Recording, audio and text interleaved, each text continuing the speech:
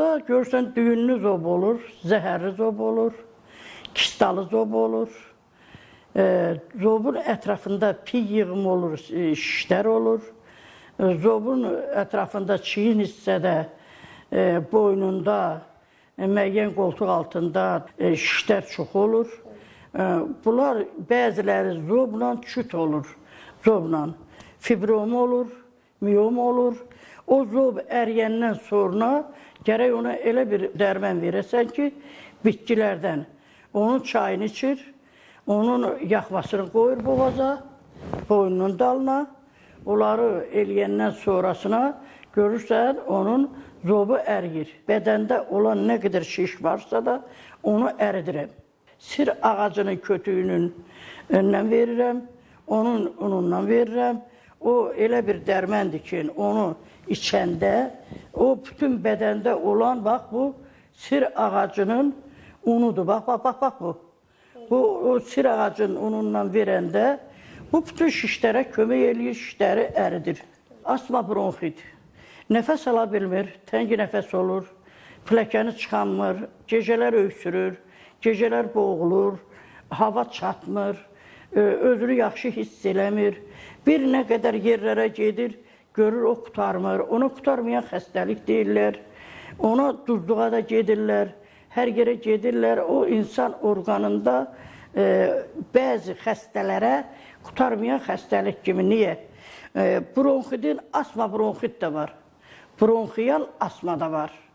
Ancaq ağciyərdən qalxan bronxlar olur. Ağciyərin görürsən damarlarında tutqunluq olur.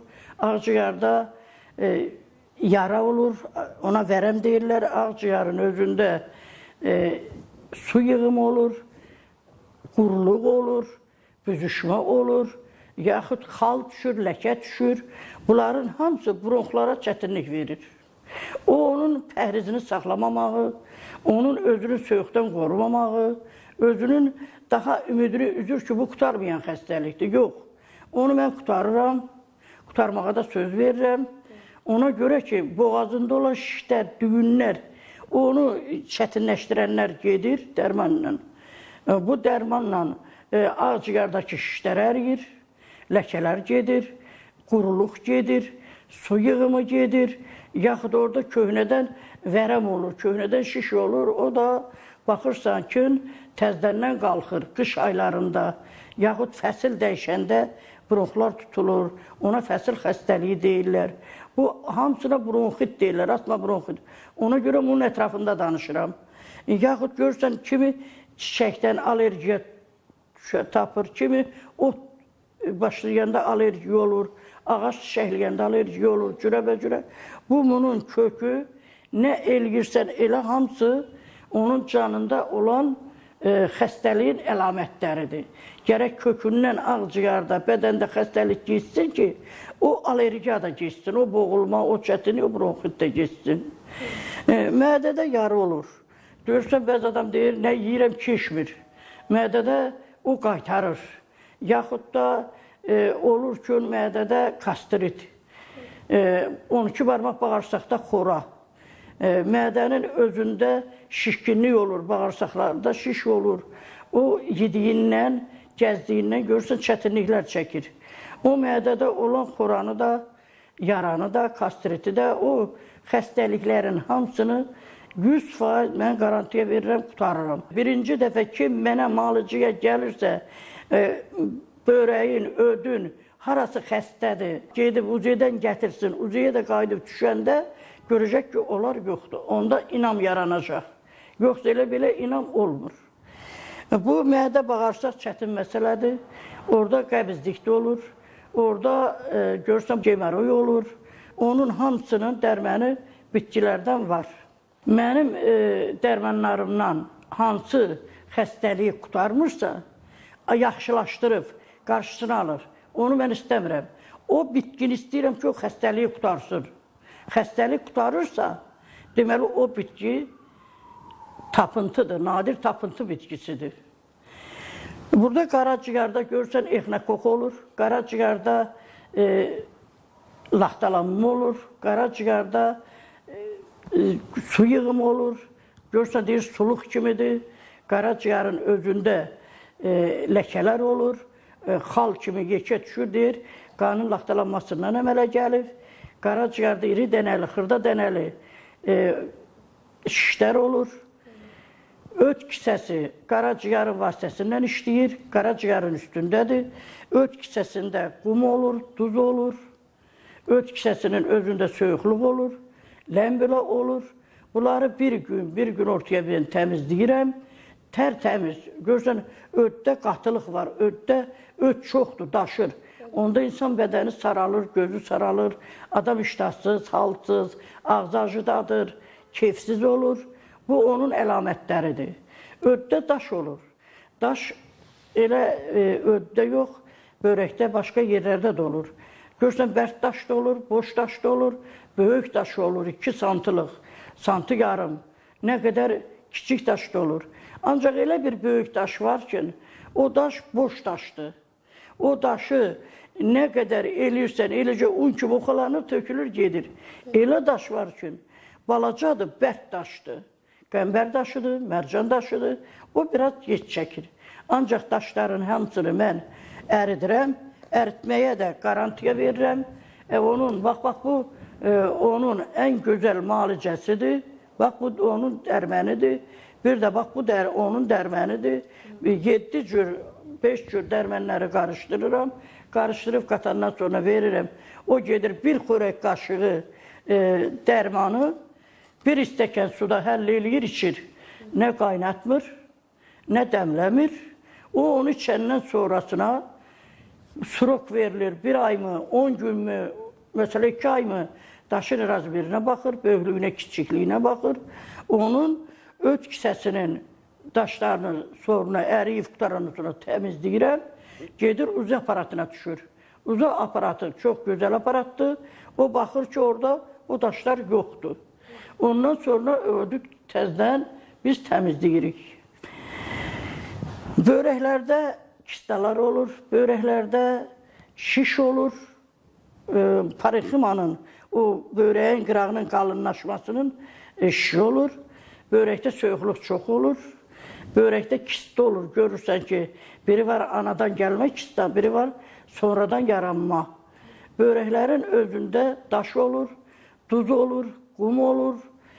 O börəklərin kanallarında, bəzən ləyəndə, bəzən kasada, bəzən baxırsan ki, börəyin kanalında o daşlar özünə yer eləyir, böyüyür. O daş, börək daşlarını öd daşlarından hasaddır, öd daşlarından tez dökülür. Orada da qəmbər daşı olur, mərcan daşı olur. Orada da baxırsan ki, börəyin özündə duz olur, qum olur.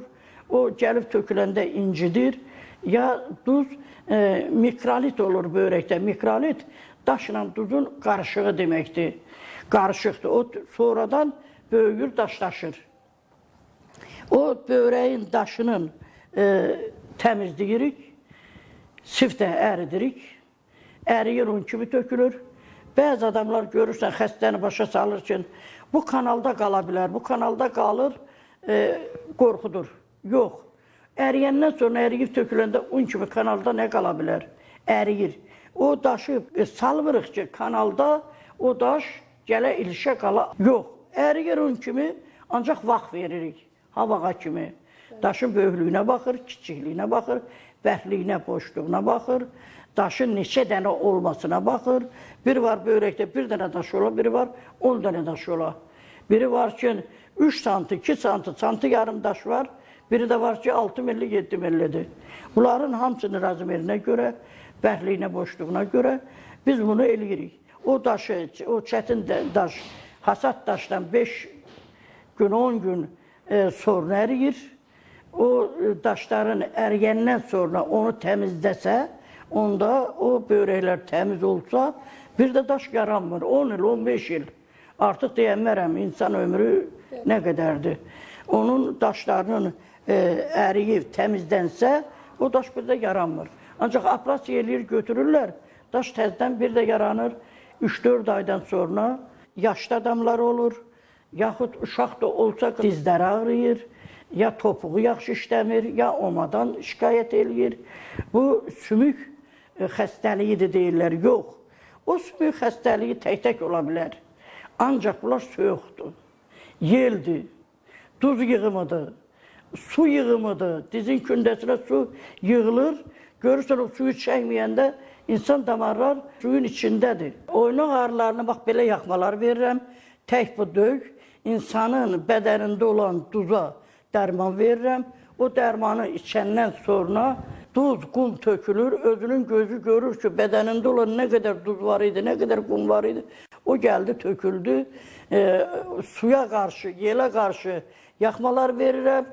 O bir dənə yaxma döyük, bir neçə insanın xəstəliyi olan, xəstəliyə aid yaxmalar, dərmanlar verirəm. Qızların, gəlinlərin, kişilərin hansınınsa olsa, görürsən ki, saçı tökülür, tükü tökülür. Onu da biz yenə də otla müalicə veririk. O tükün başda vitaminsiz olduğunu yoxlayırıq. Orada vitamin olmayanda tük tökülür. Yaxud da orada elə bir mikrob düşür ki, tükü doğruyur, tökür. Kökündən doğruyur, kökündən qırır. Onların dərmanını veririk. Görürsən, deyirlər ki, sarımsaq sürt, qara istos sürt, ay filanı filan elə. O dəriyə sürtməklə içəridə o mikrob qırılmır. O gərək içsin, o mikroblar qırılsın ki, saçın tükü əmələ gəlsin. Bir də ən yaxşı, ən gözəl müalicə odur ki, insan özü-özünü saxlasın. Səyyad Loğman, qaymarit xəstəliyini təbii üsullarla müalicə edə bilirsinizmi? Qaymarit xəstəliyi belədir ki, başda qaymarit da olur, meningit olur, migren olur, irinit olur, başda soyuqluq olur, qulaqların dibində, gözün altında, hamısında o burundan axa da bilir. Almacıqlara gəlir, dolur. Bu gözün altına dolur, bu başına. Nə müddət olur, olsun o həmişə soyuqla əlaqədar olur. Çığırsa, çox danışda, əsəbləşdə onunla əlaqədar olur. Bu qaymarit həmişə gözə, qulağa, beyinə çox ziyan eləyir. Biz onu qutarırıq, çox asan qutarırıq. O qutarmayan xəstəlik deyil, qutarırıq. Bitkilərlə biz onu qutarırıq 100%. Səyyad Loğman, həkim kimdir və Loğman kim ola bilər? Həkim də, Loğman da, professor da, alim də. Hamı çalışır ki, xəstə qutarsın. O xəstəyi qutara bilmirsə, istəyirsə professor olsun, alim olsun. Bax, belə nə qədər böyük olur olsun, fərqi yoxdur. Xəstəyi qutarmışsa, ona həkim deyil, nə professor deyil. Bir xəstəni tibb bacısı qutarırsa, professoru xəstənin odur. Xəstənin böyüyü də, həkimi də o tibb bacısıdır. Ona görə ki, onu qutarıq. Bildiyimə görə kitablarınız çap olunub. Biraz bu kitablar haqqında məlumat verərdiniz. Mən yeni gələndə 2000-ci ildə mən yazdırmışam Ana ürəyi dağ çiçəyi. Bu kitab çıxıb. Bu kitabdan çox çıxıb. Minlərlə çıxıb, satışda gedib. Öz kitabım olub. Ana ürəyi dağ çiçəyi. Ondan sonrasına məni tapıb getdiklərinə görə, mənə dediklərinə görə bu kitabı da yazıblar nadir tapıntı. Çünki mənim bitkilərim çoxu burada müəyyən sıravı bitkidir. Baxırsa müşfiqidir, əfsanədir, sir ağacıdır. Ondan sonra mədrəsə bitkisi var, məhsədi deyirlər, üstə məhsədi yazılır. Ona görə mənim bitkilərimə baxıb, bu kitabın da adını qoyublar ki, nadir tapıntı. Yəni mənim özümün bitkilərimin nadir tapıntısı. Yoxsa elə kitablardan götürməmişəm. Mən Loğmanam, mən bitkiləri təcrübədən keçirirəm, sınaqdan keçirirəm. O bitkilər təcrübədən, sınaqdan keçirə bilmirsə, o həkimə Loğman demək olmaz. Onu su hamamında həll eləməlidir.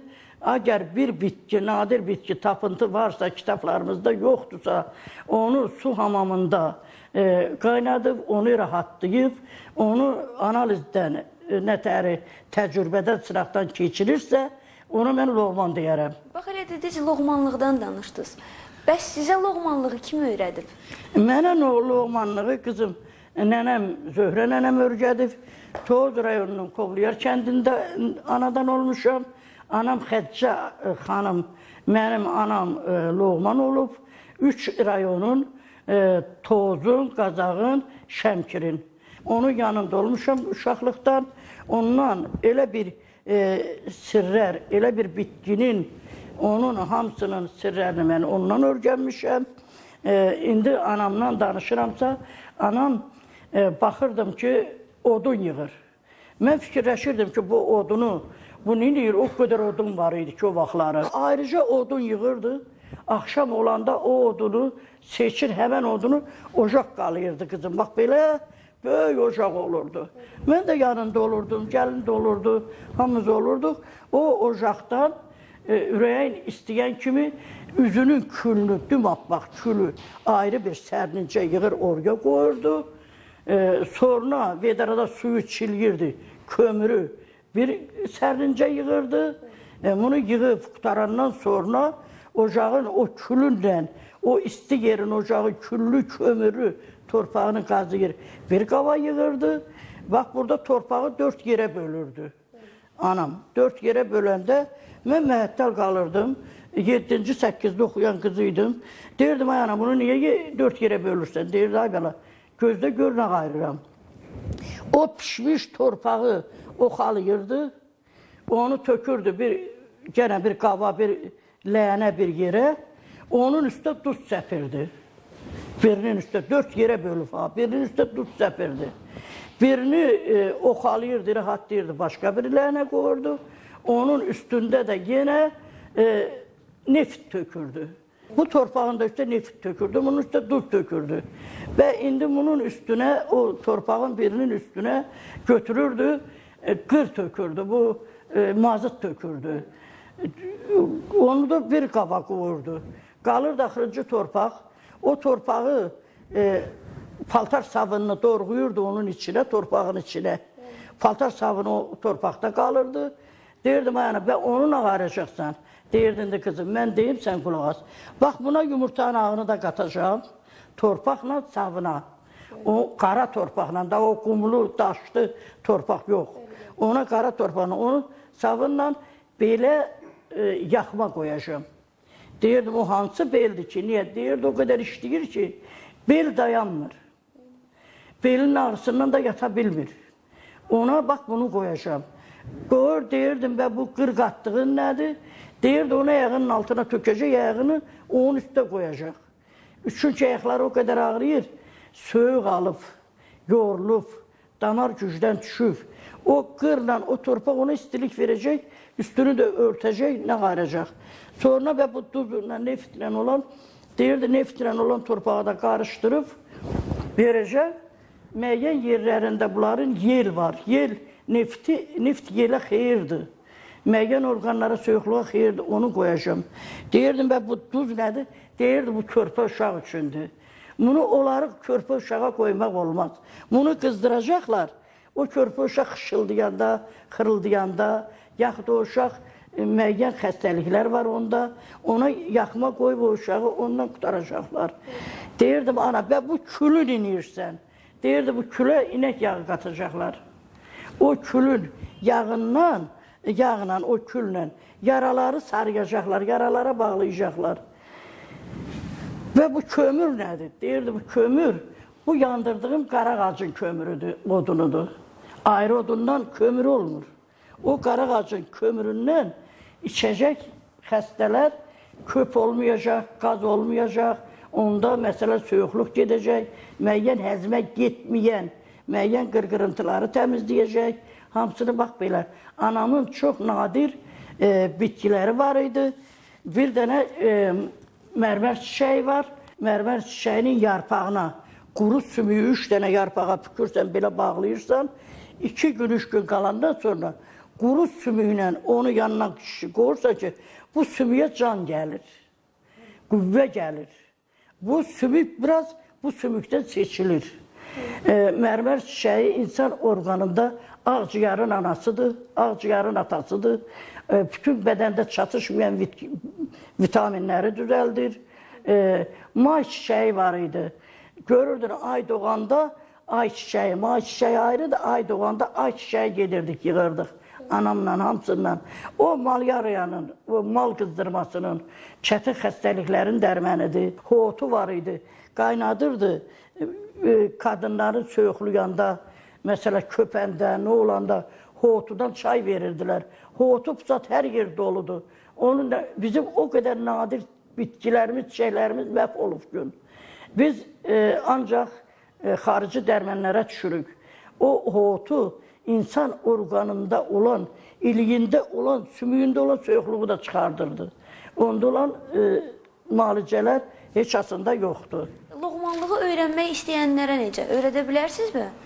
Mən loğmanlıq istəyənləri öyrədərəm. Hələ rayon yerlərində, kənd yerlərində loğmanlıq daha gözəl olarkən, elə xəstələr var, imkanı yoxdur Bakıya gələ, elə xəstələr var Gəncəyə gələ, böyük şəhərlərə imkansızdır. O bitkilərdən, o rayonda, kətdə olan kişilər, qadınlar, uşaqlar onu öyrənsə, o kəndin cəmiyyətin hoğuna çatar. Onlar gedib loğmanlıq eləməlidir. Dağ yerlərində, kənd yerlərində, rayon yerlərində ki, düzgün olsun. Niyə? Hamı gedir bazardan bitki alır. Bu bitkini hardan yığılır onu bilmirlər. Hardan yığılır? Kimsə dəmir yolunun qırağından yığır, kimsə asfaltın qırağından yığır, kimsə mazıdın içindən, kimsə zivirlikdən bir qəşək bitki keçib onu götürür, yığır. Yox, bunlar müalicə deyil, bunlar mikrofdur. Ancaq dağ yerlərində, meşələrdə, dərələrdə, onlara dərs keçəndə öyrətməlisən ki, təmiz bitki yığın, təmiz ot yığın, təmiz olsun, insana da təmiz xeyir eləsin. Bu bitkinin özünün də böyük gücü, qüvvəsi var. Onu üzə salıb, bir neçələrinə çörək verib, bir neçə xəstələri qurtarmaq hamının borcudur.